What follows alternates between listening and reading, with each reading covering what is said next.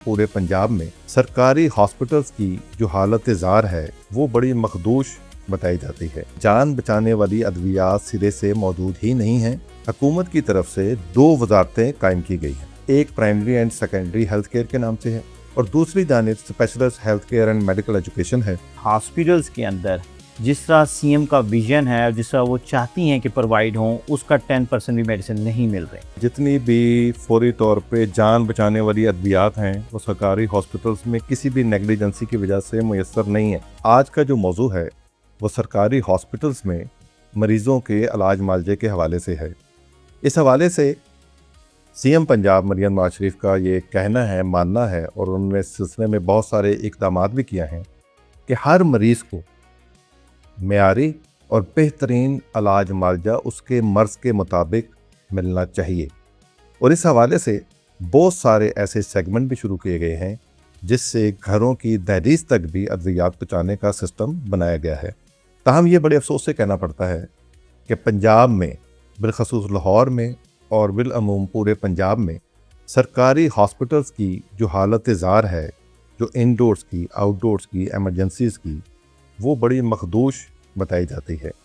और मुबैना तौर पे ये कहा जाता है कि ना सिर्फ सरकारी हॉस्पिटल्स में अद्वियात का फुकदान है, बल्कि ये भी कहा जाता है कि जान बचाने वाली अद्वियात सिरे से मौजूद ही नहीं हैं, बल्कि ऐसी डिजीज़ जो जानलेवा हैं, जिनमें कैंसर भी है, हेपेटाइटिस भी है, टीबी भी है और भी बहुत से अमराज हैं जो जिगर से मुतल्लिक़ा है, किडनी से मुतल्लिक़ा हैं, उनकी अद्वियात ज़ायदुल मियाद होने का भी इंकशाफ हुआ, एक्सपायरी होने का भी इंकशाफ हुआ और गैर मेयारी होने का भी इंकशाफ हुआ, जिसके लिए हुकूमत की तरफ से दो वजारतें कायम की गई हैं।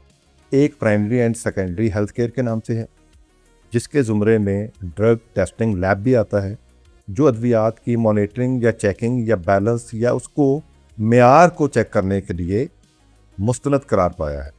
और दूसरी जानिब specialist health care and medical education है, उसके अलग से वजीर हैं ख्वाजा सलमान रफ़ीक साहब और प्राइमरी एंड सेकेंडरी के वजीर हैं ख्वाजा इमरान नज़ीर साहब। हम बहुत कोशिश करते हैं कि हम जो भी अवाम तक बात लेके आएँ, जो भी हुकूमत की नज़रों के लिए, हुकूमत को बावर करने के लिए बात करें, उसको मुसद्दक़ा बनाने के लिए वज़रा से और मुतल्लिक़ा अफसरान से भी पूल में रहें। लेकिन ये हमारी बदकिस्मती है कि जब भी अवाम की फ़लाह की बात होती है तो बिलखसूस जो वज़रा हैं वो परों पे पानी भी नहीं पड़ने देते और जो अफसरान हैं वो ये कहकर अपनी जान छुड़ा लेते हैं कि हुकूमत की तरफ से हमें इजाज़त नहीं है कि हम अपना बयान दे सकें। लेकिन मैं सलूट पेश करता हूँ उन डॉक्टर्स को जो इस सख्ती में भी आज इतनी जुर्रत का मुज़ाहरा रखते हैं कि अवाम की खातिर वो सीएम तक हक़ाइक़ पहुँचाने के लिए अद्वियात की ना सिर्फ खुद से मॉनिटरिंग भी करते हैं, अपनी ड्यूटी से बढ़कर काम भी करते हैं और ये भी चाहते हैं कि अवाम को किसी किस्म की परेशानी ना हो। ताहम कुछ ऐसी मजबूरियां हैं जिनमें एक मजबूरी सेंट्रल परचेज के नाम से भी मशहूर है, जिसके तहत पंजाब भर के हॉस्पिटल्स के लिए मरीज़ों के इलाज की गर्ज से मुख्तलिफ अद्वियात खरीदी जाते हैं। महकमा के ज़राए का ये कहना है और वजारत जो सेहत हैं दोनों, उनके ज़राए का भी ये कहना है कि सेंट्रल परचेज के तहत बेहतरीन दवाइयाँ ख़रीदी जा रही हैं। ताहम कोशिश ये की जाती है कि जितनी सस्ती से सस्ता रेट मिल सके उस रेट पर उसको ख़रीदा जा सके।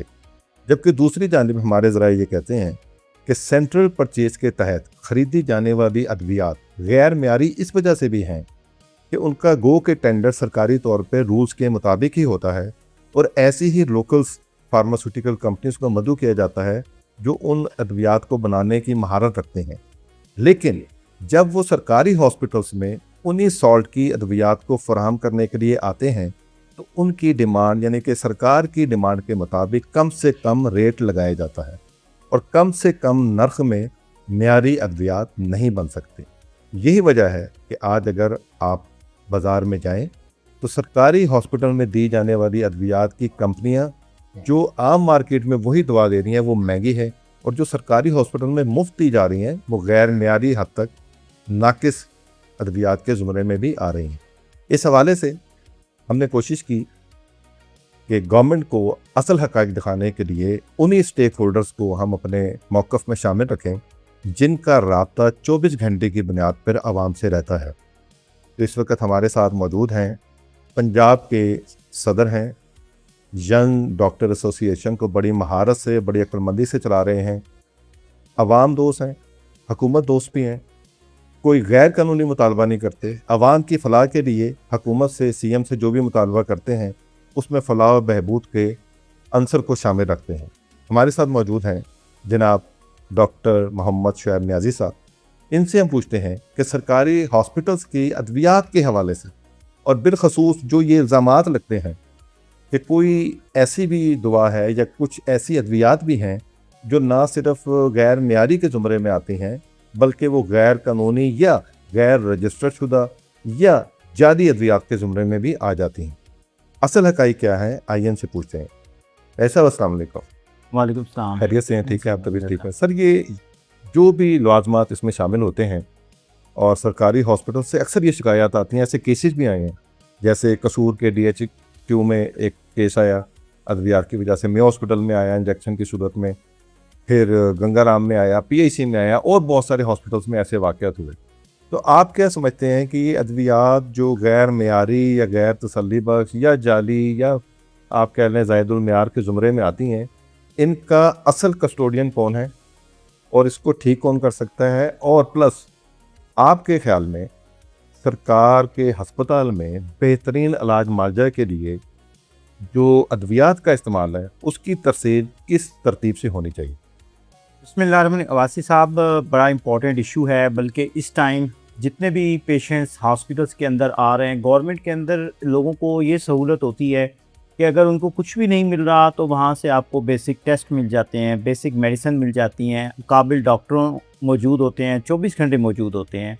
इसके अलावा जो मेडिकल एमरजेंसीज़ हैं जो कि प्राइवेट हॉस्पिटल्स डील नहीं करते, मेडिको लीगल केस में वो डील नहीं करते, वो गवर्नमेंट हॉस्पिटल्स में ही आने हैं। तो अब रेशो जिस तरह आप पूछ रहे हैं, जिस तरह आपने देखा खानेवाल में सेफ्ट्राजोन से इंजेक्शन हुआ, मेयो हॉस्पिटल के अंदर जो थोरेसिक के अंदर इंजेक्शन का रिएक्शन हुआ, एक्सपायरीज हुई और उसके ऊपर काफ़ी इंक्वायरी कमेटियां भी बनाई गई, चीज़ें भी हुई। यहाँ तक भी सुनने में आया कि वो जो कंपनी थी वो पहले ही ब्लैक लिस्ट हो चुकी थी, उसके बावजूद उसका टेंडर जारी किया गया और ये भी नाम लिया गया कि वो जो कंपनी हैं, जो उसके ओनर्स हैं, उनके कुछ शेयर होल्डर हैं जो कि गवर्नमेंट के अंदर मौजूद हैं। लेकिन ये सारी बातों के बावजूद मैं ये समझता हूँ कि उस इंक्वायरी का कोई नतीजा नहीं निकला, वहाँ पे किसी को सज़ा नहीं मिली। कुछ लोगों को वहाँ फौरी तौर पे डिसमिस किया गया, लेकिन वो बहाल हो गए। ये नहीं पता लगाया गया कि वो जो डिस्टिल वाटर से बनाया गया था कि डिस्टिल वाटर डालने से वो इंजेक्शन जो थे उनका रिएक्शन हुआ और एक्सपायरीज हुई। आप समझ सकते हैं कि एक यंग पेशेंट या एक हेल्दी पेशेंट या उस तरह का मरीज़ जो कि हॉस्पिटल में इलाज के लिए आया और सिर्फ इंजेक्शन के रिएक्शन से फौत हो गया, उसके लवाहिकीन पे क्या बीतती होगी।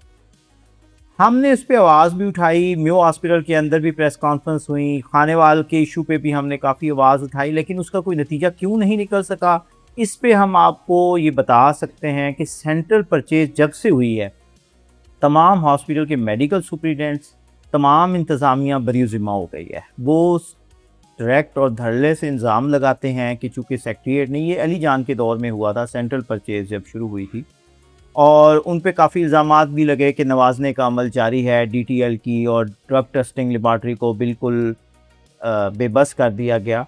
लेकिन फिर भी मैं समझता हूँ कि अभी भी जिस तरह CM ने अपनी CM मॉनिटरिंग टीमें बनाई हुई हैं जो हर हॉस्पिटल में विज़िट कर रही हैं और उन्होंने जो ज़ायदुल मियाद अद्वियात हैं उन्होंने पकड़ी हैं, चिल्ड्रन में पकड़ी हैं, जनरल हॉस्पिटल के अंदर उन्होंने ही पकड़ी हैं, और उसके बाद उन्होंने बाकायदा इसकी एक रिपोर्ट तैयार की कि ये एक्सपायरी मेडिसिन क्यों एक्सपायर हुई, इसको मुकर्रर वक्त में इस्तेमाल क्यों नहीं किया गया, और इसके जो नुकसानात थे जो पेशेंट्स को, जो एंड यूज़र था उसको क्या नुकसानात थे। अच्छा सर, एक बात और भी बताइएगा प्लीज़ कि क्या आप ये समझते हैं कि सरकारी हॉस्पिटल्स में तलब के मुताबिक अद्वियात फराम की जा रही हैं, और दूसरे साथ ये भी बताइएगा कि क्या उनका म्यार ठीक है? क्योंकि एक इल्ज़ाम ये भी होता है कि डॉक्टर्स बाहर से लिख के देते हैं अद्वियात, तो क्या उनका म्यार ठीक है? आप उसके ऊपर सेटिस्फाइड रहते हैं बिलखसूस अद्वियात पे?